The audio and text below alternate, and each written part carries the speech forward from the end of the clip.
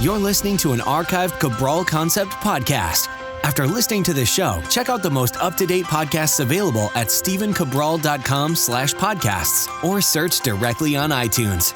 And now, welcome to the Cabral Concept, where board-certified naturopath and integrative health practitioner Dr. Stephen Cabral shares how he was diagnosed at the age of 17 with a life-altering illness and given no hope for recovery. It was only after studying and traveling all over the world did he discover how to combine ancient Ayurvedic healing practices with state-of-the-art naturopathic and functional medicine to fully rebalance the body and re-energize it with life. It's time to discover how to get well, lose weight, and finally feel alive again. And now, here's your host, Dr. Stephen Cabral.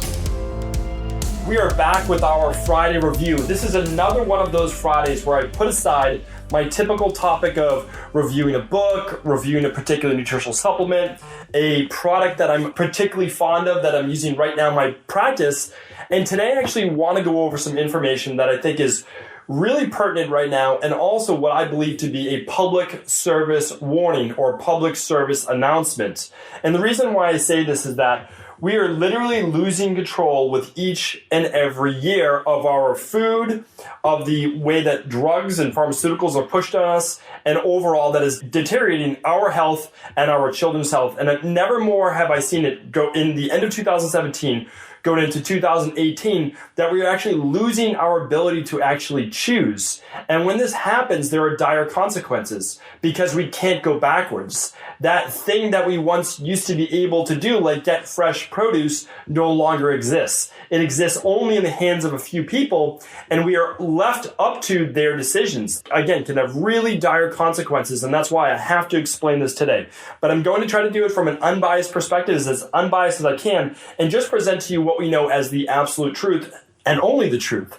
So the first one I want to go through right now is that right now, more than ever, pharmaceutical drugs are being pushed on all industrialized nations. This is not just the United States.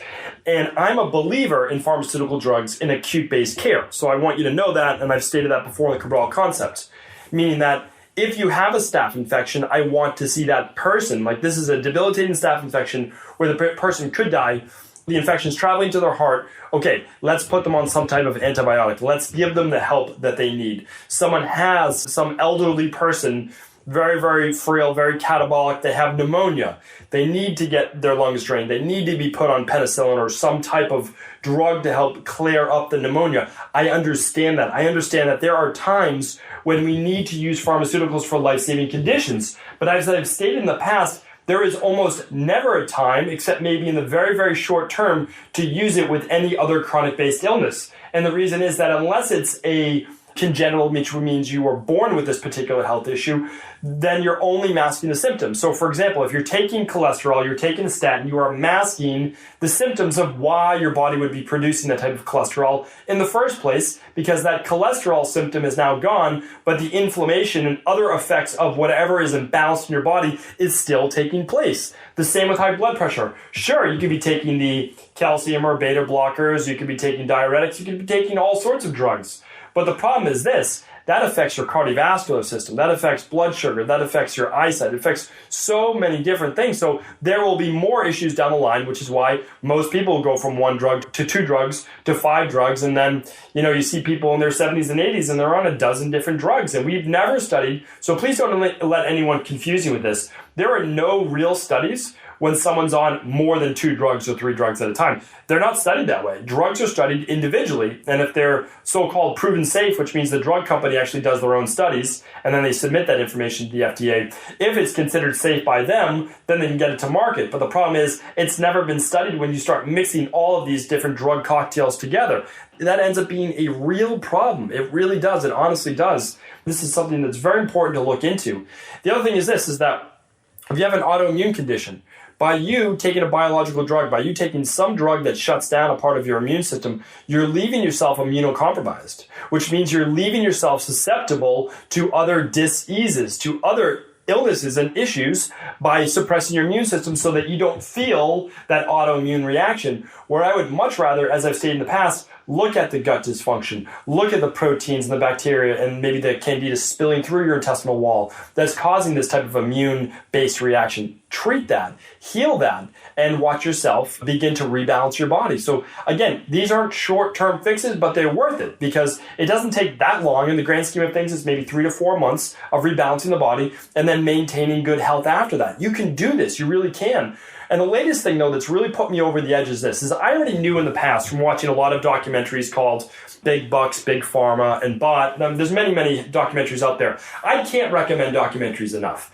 Do I believe that typically the producer of the documentary is biased? Sure, without a doubt. But that's also why I listen to both sides of the argument, without a doubt. Like, I want to hear both sides because I always believe that there is truth to both sides, but one side is able to prove their point. And with Big Bucks, Big Pharma, with Bot, with a lot of these things, we already know it. This is factual, that there are more than 2-to-1 ratio for pharmaceutical lobbyists in the Congress and Senate to lobby to get pharmaceuticals pushed through, to get health insurance, to pay for these things. So it is the largest business in the United States. I believe it makes up over $1 trillion or so of the gross national profit.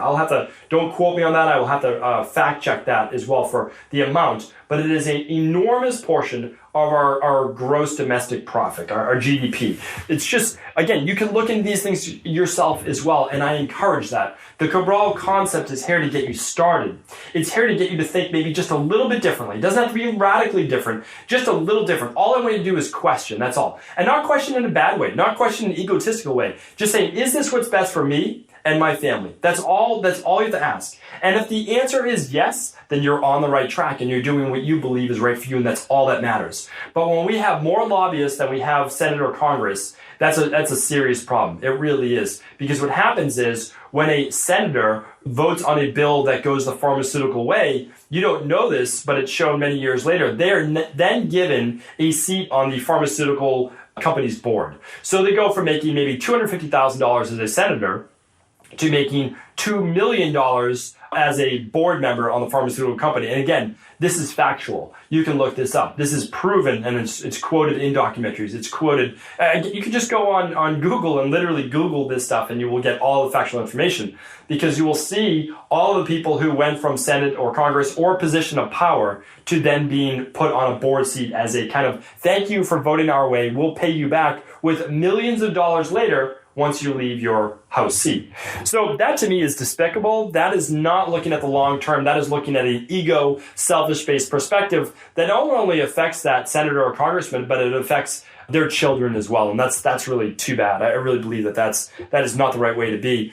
And the last thing that really put me over the edge to publish this podcast today was that a new study just came out. This is in the New York Times. So literally this came out October 25th, 2017 by Nicholas Bakalar, and it's called "The More Lavish the Gifts to Doctors, the Costlier the Drugs They Prescribe."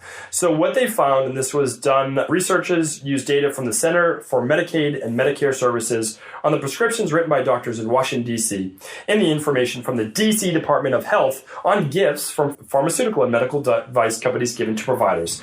So here's what they found, that 40% of all doctors, this was the minimum, 40% of all doctors, 39.1 to be exact, were given gifts that were up to $200,000. These are doctors being given up to $200,000 for prescribing a company's medication. And what they found was those doctors given those gifts prescribed more than twice as many prescriptions. Twice as many prescriptions. Same type of doctor, twice as many prescriptions, given a gift valued up to $200,000. I mean, just absolutely insane. And also, they chose the prescription drugs that were at least 50% more than their counterparts, maybe a generic brand that could have done just as good a job. To me, this is not why doctors are in medicine. I don't believe any doctor starts out this way. I believe that doctors go into medicine with the best of intentions. They want to help people. The Hippocratic Oath is to literally do no harm. First, do no harm. And this, to me, seems as an egregious use of power that should never, never be used this way. I understand that doctors are under a lot of stress. They have a lot of patients. They come out of school with a lot of bills. But being given these gifts and then using their power to prescribe medications when they may not be needed is not the right way to be. It's really not. It is, like I said, an egregious use of power, and it's despicable, and I really do hope that we start to see less of this. I'm going to tell you what you can do to protect yourself in just a few moments. Now, again, is this every doctor? Absolutely not. I would say for the most part, a lot of MDs are doing the right thing. And again, this was 40% of doctors, right? How do you know which 40% is? That's the tough part. So what I will say, though, is just from my own experience, is that a lot of hospitals and a lot of doctors' practice, though, the doctor isn't necessarily the one responsible. What happens is it comes from the top down. And in order for them to keep their job, they have to keep up their quota for prescribing a certain amount of billings and prescriptions and all of these things. And those things are actually seen. You can just look up certain health insurances and how it affects what they bill for, given a certain number of injections per month, given a certain number of prescriptions and appointments. So it's literally just a machine. It is an absolute factory. And again, I don't believe that's what the medical system was ever meant to be. Now, the second thing I want to do is I just want you to understand is that all of these fast food restaurants, so we've got essentially the healthcare system, which is really a sick care system. It keeps people sick and it keeps them coming back. They never get healthy. Meaning, like, if you go to your doctor with an issue like high cholesterol, blood pressure, autoimmune, you name it, you don't ever get better. You get medicated, and if you ever came off that medication, well, then your dis-ease just comes right back. So you never get better. So it's simply sick care. There is no health care at all that I know of in the American medical system, except for acute-based care. And that's if, again, you had a heart attack or you had, whatever it might be, a stroke. But the problem is, and again, that's when it's the most phenomenal system of medicine in the world. But the problem is then there's no follow-up. It's like, hey, don't let this happen again. Or what about beforehand? So we didn't let that happen in the first place. That's where it should be. It should be about health education. We're not taught it in schools. We're not taught it from our parents because they weren't taught. So how are we supposed to learn these things? That's the issue. And so getting back to the food thing, we have to understand, and again, I'm going to give you all the alternatives in a moment, and I'm going to give you some documentaries too, but a lot of the food that we're getting that's fast food, that's convenient food, I want to just take McDonald's French fries just as one thing, because there's a lot of places that serve French fries. Keep in mind that a McDonald's French fry is just not potatoes that's deep fried. That would be probably bad enough to deep fry it, right, because of the trans fat and all of that. But in a McDonald's French fry, there's canola oil. GMO canola oil, by the way. I'm pretty sure it's not non-GMO. They've never stated they're non-GMO. Soybean oil, potentially also GMO. Hydrogenated soybean oil, so this is one of the worst fats that you can get. Natural beef flavor. They add natural beef flavor to their food. Nobody even knows what the natural beef flavor is made out of. Hydrolyzed wheat. So now we have gluten in your French fries, right? And there's so many people who are sensitive to gluten because it's an inflammatory food. Hydrolyzed milk, okay? So now we have milk that comes from sick cows that's being added to that. So now all the people with dairy sensitivities and lactose-based issues as well eating these French fries, that's causing inflammation in the gut. We've got something called tertiary butyl hydroquinone, and it's short for TBHQ. I'm going to mention that in just a moment. Then we have dimethyl polysiloxane and dextrose, which is a sugar. So I just want to mention just a few of the real offending ones, that the dimethyl polysiloxane is actually, it's completely synthetic.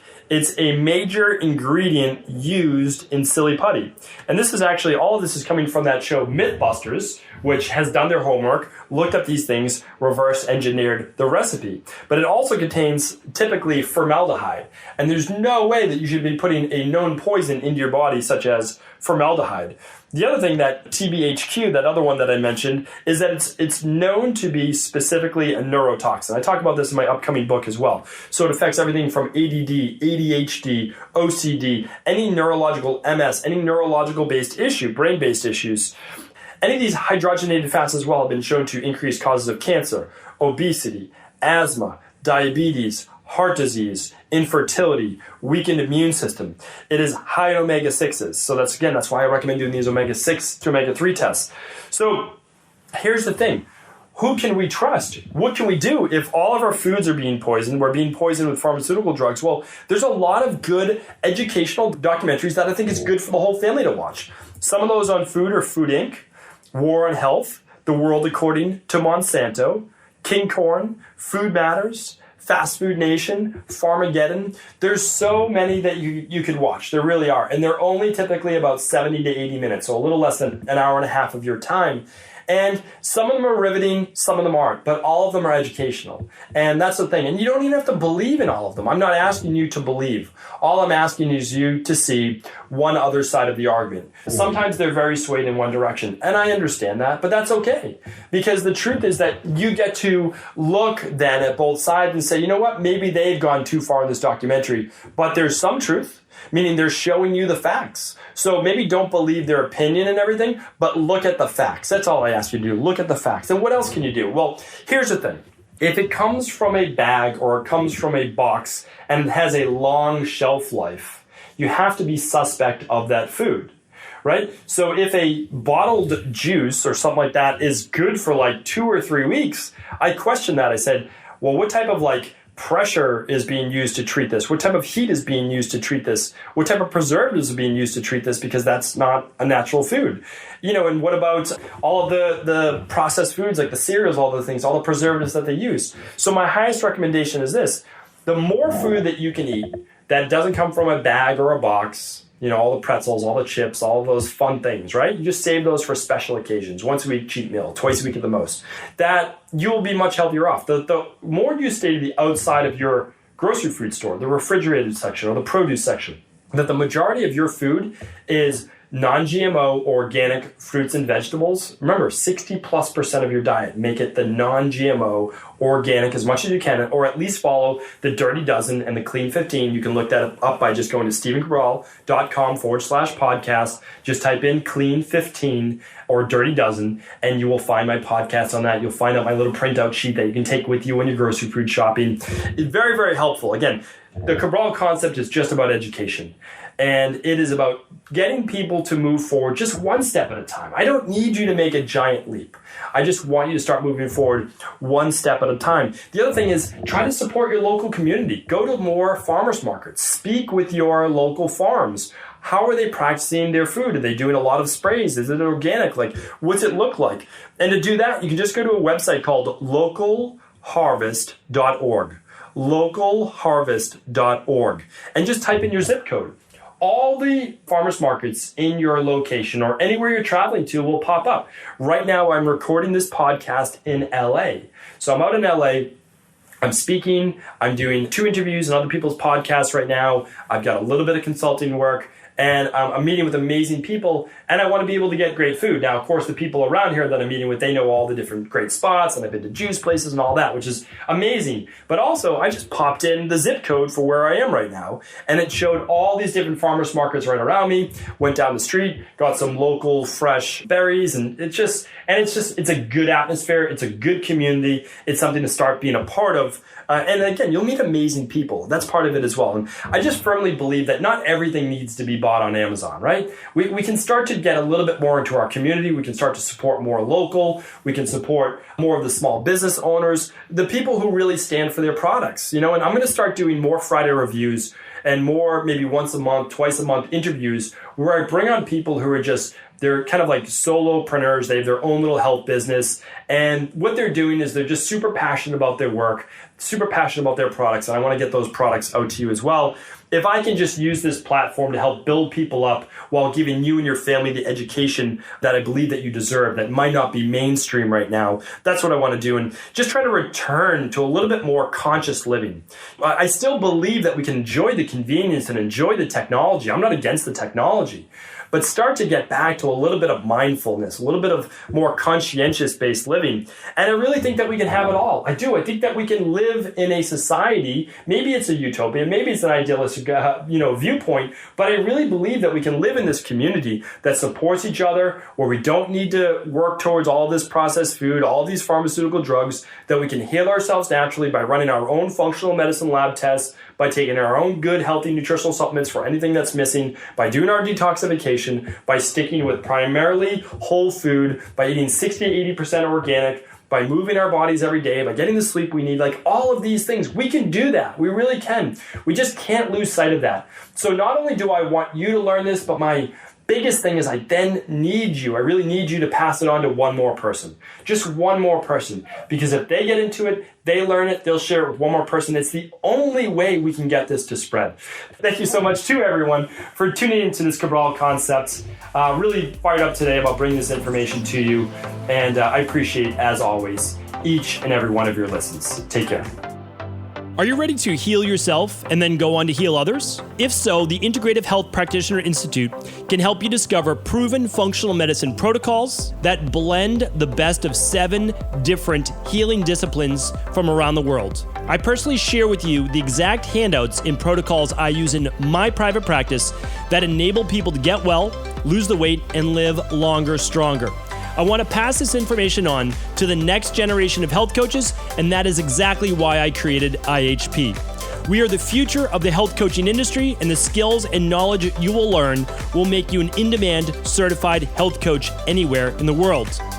Although we have many medical professionals taking the IHP certifications, no experience is necessary, and half our members have no previous health certifications. At the Integrative Health Practitioner Institute, our motto is a health coach in every home.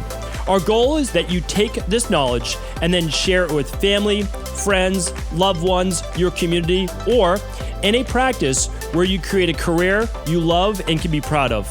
The global IHP community is filled with some of the most kind and caring people in the world, and we can't wait to welcome you into our world soon. For more information or to set up a discovery call with one of our IHP Health Coach graduates, simply head over to integrativehealthpractitioner.org.